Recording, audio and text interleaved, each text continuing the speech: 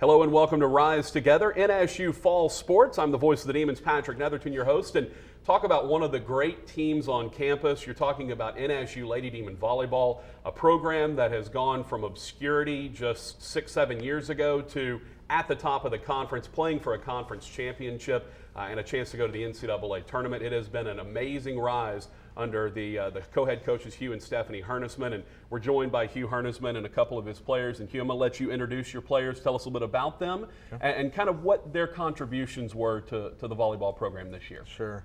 Immediately to my left, Ashley Elrod from Arlington, Texas. Freshman this year, was voted Freshman of the Year in the conference. Had a real strong year, and obviously going to have a great future ahead of her. Stacy DeFrancisco, 2 years ago, was our Freshman of the Year. First team all-conference player from the Woodlands, Texas. And then Keeley Arneson, junior from Tomball, Texas. Libero, and Keeley was a first team all-conference player, libero of the year this year in the conference. Three obviously very talented players. Ashley was also second team all-conference. This team has been, it's been really a meteoric rise. I mean, coming in early and you kind of were changing the fabric of the program, and you really wanted to, you brought in a ton of new talent, and you were incredibly young for several years, and yet won a lot of games being incredibly young. What's it like to watch a team mature and go from right on the cusp of being great to, I mean, honestly, this is a great team at this point. Yeah. You still have the NCAA tournament ahead of you. You still have room to grow, but this was a great, great team this year. I think you hit the nail on the head. It's maturity. This year is really maturity. Our core group is 5 juniors and a senior. And, they've been here from the beginning, from, those days when we were real young and still trying to, figure out how to play at this level. But I believe that this year we grew a lot individually. We grew a lot in terms of just our game on the floor. It was just a much more mature game, and then just individually in the way we dealt with each other was just a real true team. All right, now it's time to grill the three of you, so be ready. Actually, we're going to start all the way down on the end. And Keeley, he mentioned the accolades have poured in for you this year, the libero of the year, first team all conference. You're setting records left and right in the NSU record books, and yet it's not your natural position coming out into college. What's it been like transitioning to that, and also kind of growing with this team and seeing the success that you've had? It wasn't that hard. I mean, I'd have to say serve receive was the hardest, because as a setter, I mean, I don't serve receive ever. But I was always pretty good at defense, so that kind of just came naturally. And then, of course, Hugh and Steph, they do defense differently, so that really helped. I've gotten so much better since my first year. And being with this team, I mean, we have so much fun, and we just want it so bad. I've never been with a group of girls that have always said, like, all right, let's keep our eye on conference championship. We're just really driven and determined and so close that I've grown. They're my family. I mean, I love them to death, and this has been such a great experience.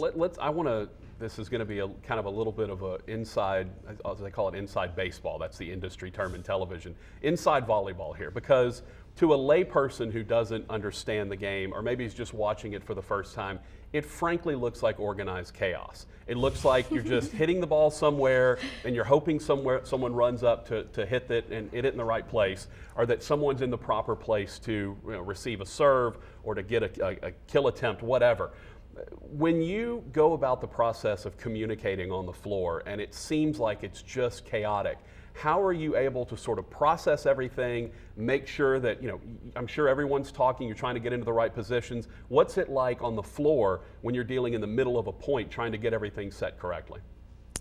I don't know. I don't really think when I play. I just kind of go for the ball, honestly.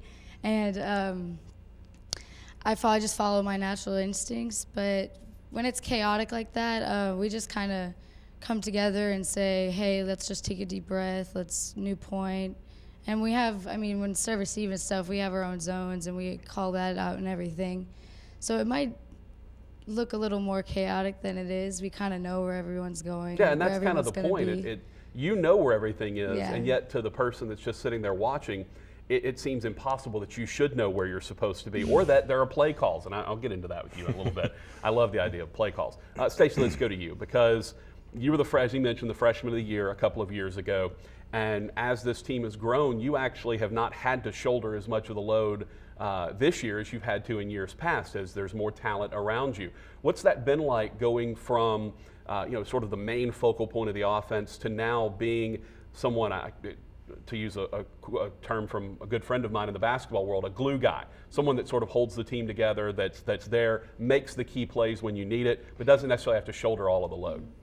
Well, I mean, it was definitely different, since freshman year and sophomore year, kind of being that player to carry more of the load. But this year my role is more of defensively, more of serve receive, defense player, and actually Coach Hugh always told me, this year you're going to be our glue player. So at first I was kind of, not against it, but it wasn't, I've always been a hitter, kill the ball, carry the load. And, it's kind of nice so to, that's what your teammates are for, to help you when you need it, and to, you rely on your teammates, so like I said, it was definitely different at first, but it was awesome because I grew in other parts of my game. So you have a player like Ashley who comes in and wins the same award you did, the Freshman of the Year. When you see a young player, and obviously the talent level continues to rise year after year as the coaches recruit better and better athletes, what do you feel like your job is when you get someone who's waiting in the wings like that, coming in as a freshman? How do you make them understand the level they need to be at? Well, I think you kind of just have to lead by example, working hard. I mean, showing, Hugh and Steph, are really make it a point to make in a program. You have to work hard, and obviously our hard work has paid off from, where we are now, like starting where we started and where we are now.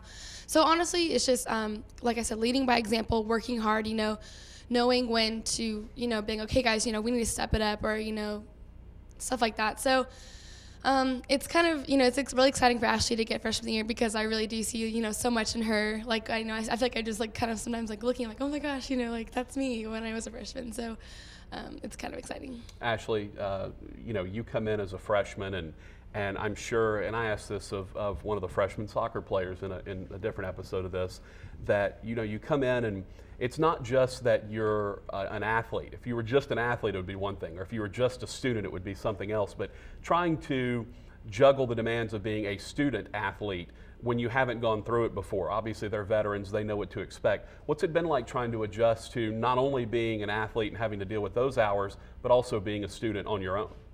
It's a lot different than what high school was. I mean, there's a much heavier load of schoolwork and pressure in the classroom with professors and a ton more people in a classroom, so it's not more like one-on-one. It's lecture hall. And so the adjustment from high school to college was just kind of like learning how to study throughout the week or month, like instead of like trying to cram it in the night before a big test. And so, it's been difficult. It's been a struggle, but I've got people around me who are definitely willing to help. And so it's been nice. How about on the floor then?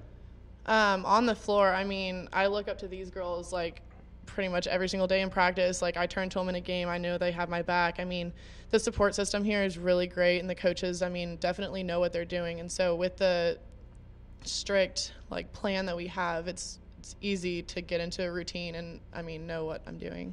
Hugh, this is the first step is the easiest one sometimes, to go from mediocrity, so to speak, to respectability, and to be in the hunt for a conference championship, to be now where the expectations on your team is we're going to the conference tournament every year in and year out. The last step seems to always be the hardest one. How do you breach the threshold from good to great to the best in the league?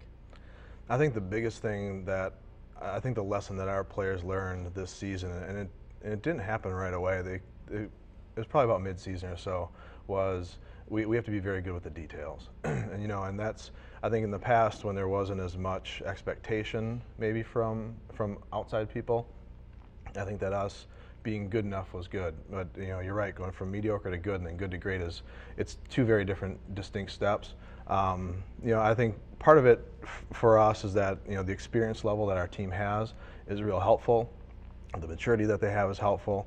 But for us, it's really been about the details and doing the small little things that make a difference that might not go down in the stat book, but that can make they can spin momentum, and you know how momentum in our match, in our game is so different. So that I think they've seen the value to some of those small things. How much more rewarding is it when you have a group of players that, when you first come in, you're teaching them basics. You're teaching them rudimentary stuff in what your system is. But by the time they're juniors and seniors, they've got all that, and now it's refining everything that's there, and it may be as small as a foot placement or something like that. What's it like teaching now and coaching now as opposed to when this group was incredibly young? I think probably for the upperclassmen, there are some extra layers that we're able to add. But I think honestly now what's happening is that a little bit of them is starting to come out. Keeley is, when she first arrived, there's a lot of things that we needed to teach in terms of, defensive technique and passing. But now she'll do some things that are totally not what we teach, but it works, and there's great results. And I think now it's kind of, they know the structure and they know, a lot of things that we expect, but now there's a little bit more freedom, I think, now that they understand, the confines of what we're trying to do. So, sometimes it's, not adding another layer and another layer. It's more of kind of just letting them go and letting them be themselves. So we see a lot of that. As she said, sometimes you don't even think when you're on the floor. You just react and make the right play. Ashley, we'll start with you. What do you need to do to get better and improve for next year? I know that we have a strict scouting report that we need to follow, and I feel like my freshman year I've never really done that before, and so it was a little difficult for me. And I mean, the coaches will agree, I'm pretty sure everyone else on the team will agree too, but just definitely like coming into like practice and the games, like knowing that scouting report like the back of my hand. Yeah. So. Stacy, same for you. Where does your improvement come into the next year? Well, I know for sure, like this off season, I'm really gonna get after it. This is the seniors now, Keeley and I's last chance. And, this year was so close, and, it definitely left a bad taste in our mouth. I remember the feeling, but I'm really trying to kind of forget it and just really focus on next year. So doing, honestly, whatever I can, to get better. And, we're going to win next year, so whatever it takes. Same question for you, Keeley? Are you asking, like, what am I personally Yes, gonna do? what personally Okay. do you feel like you need to do to get better and improve for next year? Well, I really want to get better at reading the block. I actually got a lot better this year, but I think I can get even better. And then I also want to work on defending the line ball because, I don't know, I don't think I'm good at that. It's just one of those things I want to work on. I want to be also like a leader to my team, I want them to look up to me and set good examples. So hopefully, I want that ring so bad. Yeah, so. the rings aren't bad, by the way. Yes. Hugh, let's finish it out this way. You've got a team that got on the cusp of going to the tournament. You took Central Arkansas to 5 sets. It was a fantastic performance, but not quite enough. How do you keep this? I'm sure, as Stacy mentioned, bad taste in the mouth. They're motivating themselves, but how do you keep on them to make sure that next year is the result you want? I think honestly, it's easier to be in this position now, being so close, than it would be if we had won it. I don't think there's any complacency in our program. One of the things that we've enjoyed over the last couple of years here is we've just seen increased competition amongst all of our positions. These girls keep pushing and pushing and pushing each other, and we've got talented players coming in too. So I'm honestly not too concerned. I know it was real difficult. In fact, I don't know if any of us really talked for about a week afterwards. When we came back after Thanksgiving, and I showed up for a workout that we were doing. It was a little bit awkward at first because nobody really wanted to talk about it. But I think once we got it out, we were able to get over it. I think the thing for me that was most reassuring is that I could tell how hungry they were. So I'm not honestly concerned. I've never been concerned about their work ethic. It's a great group of kids, and they work extremely hard, and they're very, very driven. So I think that honestly, finishing second and being so close, knowing that what we're capable of doing, will just keep fueling them. Ashley Elrod, Stacy Dean Francesco, Keeley Arneson, Hugh Hernesman, thank you very much. And look, you want to talk about a program that's heading in the right direction? Demon Volleyball program is that one you want to go watch next year. Certainly, this is a program poised for a lot of success next year. We appreciate you joining us here for Rise Together NSU Fall Sports.